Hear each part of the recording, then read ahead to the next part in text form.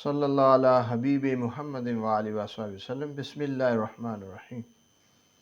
آج ہم شوگر کا ایسا نسخہ بتائیں گے جو کڑوا بھی نہیں ہے اور تقریباً ایسا مزاج رکھتا ہے کہ نہ اس سے بلڈ پریشر ہائی ہوتا ہے بلکہ شوگر کنٹرول کرنے کے ساتھ ساتھ شوگر کی وجہ سے جو ویکنس جسم کے اندر آ جاتی ہے، قوت کی کمی ہو جاتی ہے، اعصابی نظام کمزور ہو جاتا ہے، تو اس کو بھی تقویت پہنچاتا ہے۔ تو اس کے ساتھ ساتھ لبا جو کام کرنا چھوڑ دیتا ہے اور جس کی وجہ سے انسولین بڑھنا کم ہو جاتی ہے اور شوگر کا لیول بڑھ جاتا ہے، تو یہ لبا کو بھی تقویت پہنچاتا ہے اور لبا آہستہ آہستہ کام کرنا شروع کر دیتا ہے۔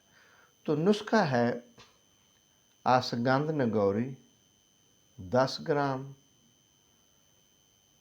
آملہ 10 گرام، مغز جامن 10 گرام، منڈی بوٹی 10 گرام اور پنیر ڈوڈی 10 گرام، چھوٹی الائچی 10 گرام، تخم اسپند 20 گرام، مغز بادام 50 گرام۔ مغز بادام کے علاوہ باقی سب ادویات کا سفوف بنا لیں اور مغز بادام علیحدہ پیس کر اس میں شامل کر لیں۔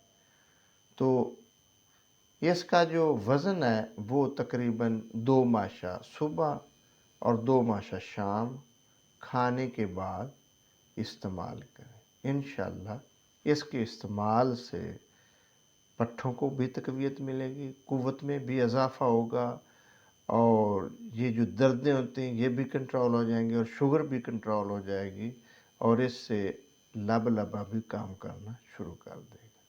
دعا اللہ پاک ہمیں ہر قسم کی بیماری سے محفوظ فرمائے۔